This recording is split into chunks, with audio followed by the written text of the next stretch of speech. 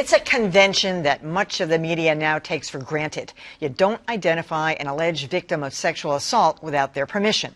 But as the ongoing case against Kevin Spacey shows, crucial information has a way of filtering out. Adam Riley has more. Actor Kevin Spacey has sexually assaulted my son. Heather Unruh made that allegation a year and a half ago, one public figure accusing another of a very serious crime. Still, Unruh asked the media not to identify her son by name, and for the most part, they complied. But this week, in a Nantucket courtroom, things got complicated. I think you've had way too many questions that have gone way too far. Sir, listen to me. You keep this up, I'm going to hold you in contempt. That's Unruh's husband, Nick Little, lashing out at Spacey's lawyer. For her part, Unruh acknowledged deleting material from their son's phone, which is now missing. And when the son was asked about deleting messages, he took the fifth.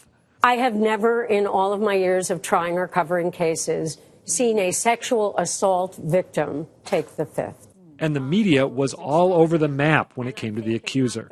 WBZ let us hear him, but not see him. ABC News showed his face, but blurred it out. NBC Boston just showed his body. We are not identifying him because he's an alleged sex assault victim. But other organizations were less circumspect. While Boston 25 didn't say the accuser's name on air, their reporter tweeted it out. Also printing his name, USA Today. And since several outlets carried the hearing live, anyone watching heard the judge say it out loud. Mr. William Little. Something we pretty much knew all along. You know, this is a complicated one because of Heather's celebrity. I mean, everybody, one Google stroke and you're going to figure out who it is.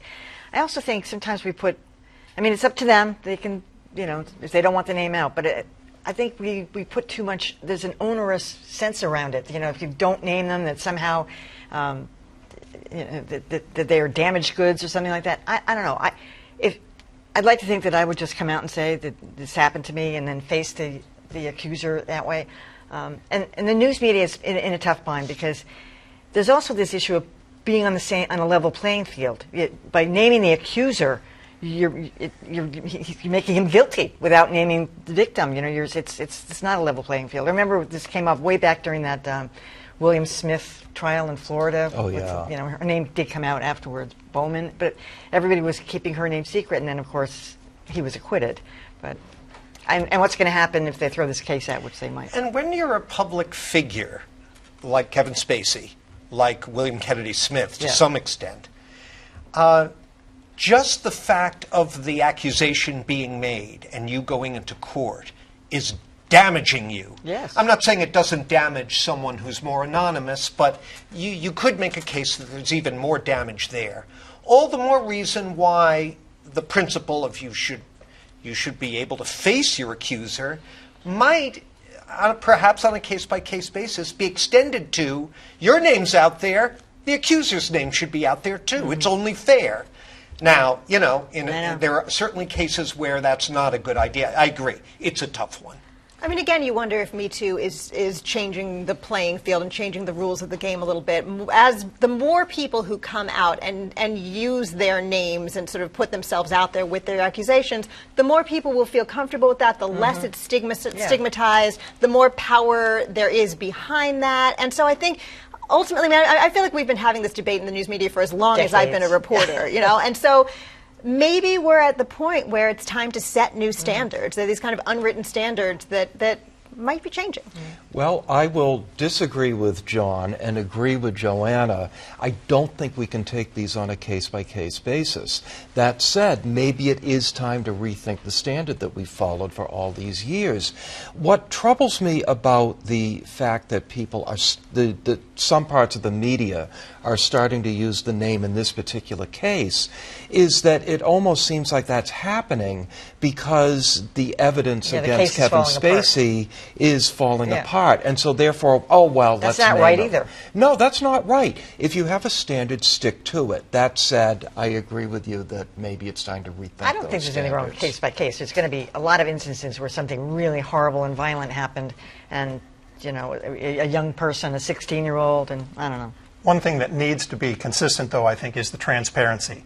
In every case in this kind of story, and we heard it once on one of the the broadcast segments, you have to explain what you're doing and why you're doing it. If you're not mentioning the name, mention that. If you're using the name, say what the decision was, because people really need to know what's going on in the minds of the reporters and the Globe editors. does it every day, 20 or 30 times. And look, I remember my first month on the job as a reporter at the Tab newspapers. I got a furious phone call from the mother of a guy who had been arrested for B&E. How dare you print my son's name? Well, it's in the police log. You know, that's how it works. So it's complicated. It's wicked complicated. It is complicated. You know, at the beginning of my career at the Woonsocket Call in Rhode Island, the police reporter there had to report the name of his own brother who'd been arrested. And actually, he feasted off that for years because anytime anybody complained, he said, I had to put my own brother's name in the paper, so I'm sorry. And as you said, this is a particularly complicated case because the mother of the, you know, she's a public figure. She had a press conference, and normally people wouldn't have covered something at that level if it didn't involve two celebrities. No one would have really paid any attention, really, because it was. Yeah, no, her accusation got a lot more play because of, you know, of how she was able to sort of stand it up based on her name. Kind of shocking, too, isn't it, that professional people have so little understanding of the basic rudiments of law, like you don't tamper with evidence? Yeah. Well, I'm not going to go there. I don't know what happened to you. That's what they alleged in court. That's what she said on the stand. Oh, that she deleted the text. Yeah, deleting the text. Sounds You've like got he to be smashed the kidding phone. me. Yeah, I know.